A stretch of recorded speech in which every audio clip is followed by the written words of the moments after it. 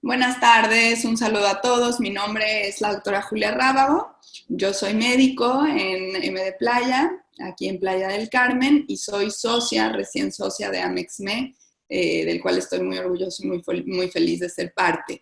Como socia y como empresaria, creo que es muy importante en este momento de la pandemia que estamos viviendo dar y difundir información científica muy clara en base a la utilidad de las pruebas para SARS-CoV-2 que estamos sugiriendo o que se están haciendo en múltiples sitios actualmente. Entonces, la idea de esta plática es ser muy breves, muy concisos en cuanto a los mitos y realidades de estas pruebas. ¿Realmente tienen una utilidad? ¿No tienen una utilidad? ¿Y qué pruebas realmente son las que se debieran estar realizando para cada una de las cosas en determinada? Para poder entender esto, doy inicio, es muy importante entender los tiempos en cuanto a presentación de síntomas y posteriormente en cuanto a resolución de la enfermedad. Los síntomas, como ya todos estamos avisados y como ya todos sabemos, son múltiples. Sin embargo, los síntomas más frecuentes tienden a ser tos, dificultad respiratoria, fiebre, dolor corporal generalizado y cefaleas, ¿no? De ahí hay un amplio argot, digamos, de síntomas que se pueden presentar, ¿no? Entre ellos, por ejemplo, anosmia, temblores y algunos otros dolores de garganta, algunos otros síntomas que pudieran también estar relacionados. Entonces, la presentación de síntomas, una vez que uno estuvo expuesto al SARS-CoV-2, se da a partir del día 2 que uno tuvo esta exposición con el caso sospechoso hasta el día 14. Y posterior a esto, es que podemos empezar a tener estos síntomas. Esto es importante porque nos permite entender, ¿no? Realmente qué es lo que estamos viviendo o qué es lo que está sucediendo en nuestro cuerpo y a partir de ahí podemos entender qué pruebas realmente son de utilidad o no. Ahora, es muy importante entender que una vez que tenemos la presentación de los síntomas, lo primero que debemos hacer es contactar a nuestro médico. ¿Por qué? Porque no únicamente estamos viviendo una pandemia, también existen otras enfermedades, ¿no? Virus respiratorios, bacterianos, bacterias, ¿no? Enfermedades bacterianas que generan también alteraciones en vías respiratorias que pudieran estarse presentando en este momento, no únicamente porque tenemos una pandemia, todos los casos de infecciones de vías respiratorias o dificultad respiratoria o de todos van a estar relacionados a COVID. Entonces, es muy importante, una vez que tenemos síntomas, contactarnos con su médico de confianza para que de ahí podamos definir si realmente se necesita hacer una de estas pruebas, si hay una alta sospecha o no.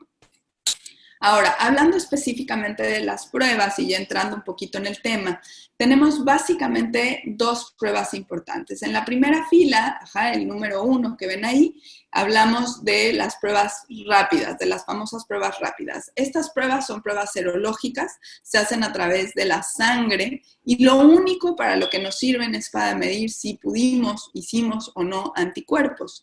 Aquí cabe la pena resaltar o vale la pena resaltar que hasta el 30% de la población no va a hacer anticuerpos y eso no significa que no haya estado en contacto con el coronavirus. Por eso las pruebas rápidas no sirven como pruebas diagnósticas. Y lo repito, no sirven como pruebas diagnósticas.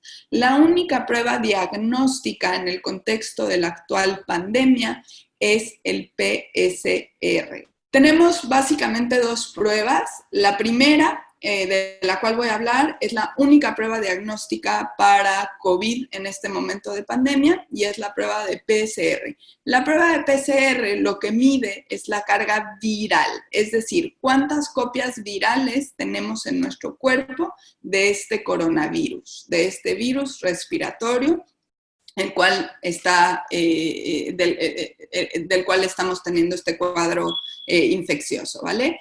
Al medir la carga viral o el número de copias virales que tenemos, entonces podemos saber si lo tenemos o no. Mide la información genética y por eso es la única prueba diagnóstica. Las pruebas rápidas, a diferencia del PCR, lo único que miden son los anticuerpos. Los anticuerpos son aquellas proteínas que generamos una vez que tuvimos una infección y que se generan en respuesta a esta infección que tuvimos y nos hablan de si tenemos una memoria inmunológica, es decir, defensas en contra de este virus en particular. Sin embargo, no nos dicen necesariamente si estamos cursando con la enfermedad en ese momento. ¿Ok? ¿Por qué es esto? Nosotros, como dijimos, a partir de que generamos los síntomas o de que estamos en contacto con el paciente que tiene coronavirus, podemos generar los síntomas a partir del día 2 hasta el día 14. Si ven en esta tabla, los anticuerpos se pueden empezar a generar, ¿no? Entre este periodo. Puede ser desde el día 2 hasta el día 14, puede ser inclusive un poquito después. Entonces, si yo tengo síntomas, la prueba que debo hacer es el PCR para medir la carga viral.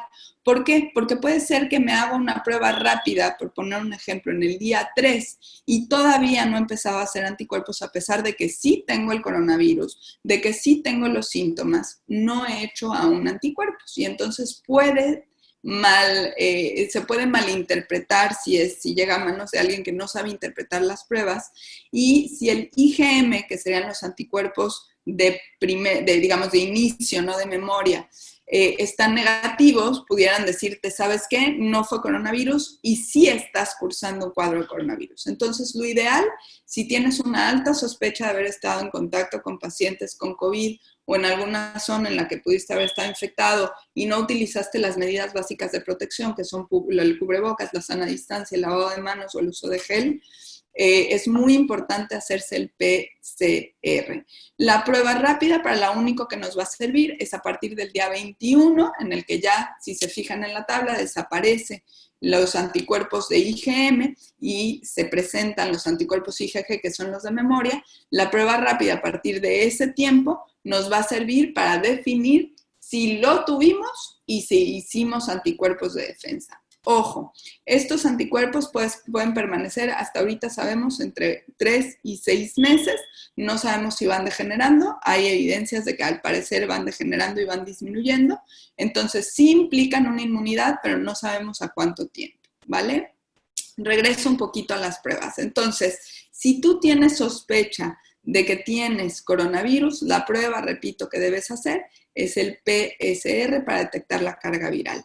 Si tienes si tienes la necesidad de saber por qué vas a viajar o porque te lo están pidiendo alguna aerolínea o porque en algún hotel o donde trabajas lo están solicitando, si quieres saber si ya estuviste en contacto aunque no hayas tenido síntomas y si hiciste anticuerpos, entonces puedes hacer una prueba rápida. Ojo, repito, pudiste haber tenido coronavirus y no haber hecho anticuerpos. Un 30% de la población no genera anticuerpos, entonces las pruebas rápidas, como lo dicen aquí, tienen una alta variación en la sensibilidad y en la especificidad, es decir, en la detección de los reales enfermos y de los reales sanos, ¿vale?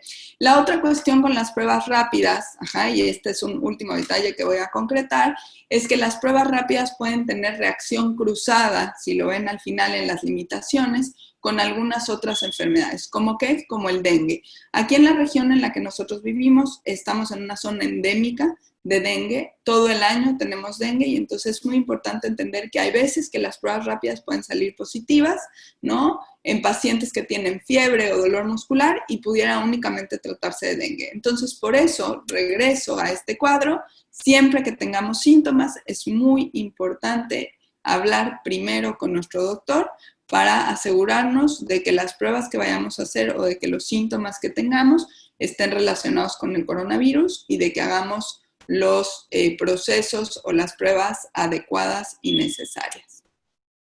Una vez entendiendo esto, creo debiera quedar claro, ¿no?, que las formas diagnósticas actualmente que tenemos para el coronavirus es básicamente, repito, la prueba de PCR. Las pruebas rápidas nos pueden ayudar a guiar, ¿no?, ciertas formas de actuar posteriormente a que o una vez que ya estuvimos infectados, ¿no? Y nos pueden hablar de si ya se hizo inmunidad, nos podrán ayudar en algún momento también para saber si ya se hizo o ya se generó inmunidad en rebaño en un 70% de la población o no. Sin embargo, no nos sirven como pruebas diagnósticas. Y para finalizar, ¿no? Recalcar y recordarnos a todas que es súper importante, aunque ya hayamos estado en contacto, aunque tengamos anticuerpos, aunque ya hayamos tenido o creamos que hayamos tenido COVID, sin que hayamos tenido una prueba positiva o sin que nos hayamos hecho una prueba, sigue siendo muy importante seguir las medidas básicas para evitar la transmisión. Hay artículos actualmente que comprueban que la transmisión o la infección disminuye hasta un 40-50% utilizando únicamente estas medidas, por lo cual hace que como sociedad seamos muy responsables y que transmitamos esta información en el que las 3 cosas que tenemos que mantener son utilizar nuestras mascarillas, uso de mascarilla, súper, súper importante, distanciamiento físico, al menos 3 metros, y lavado de manos o uso de alcohol gel. Estas 3 medidas son las más importantes para que pronto estemos todos trabajando fuera de casa y reactivando nuestra economía. Les mando un abrazo grande, les mando un beso gigante y espero que esta información les sea de utilidad. Bonito día.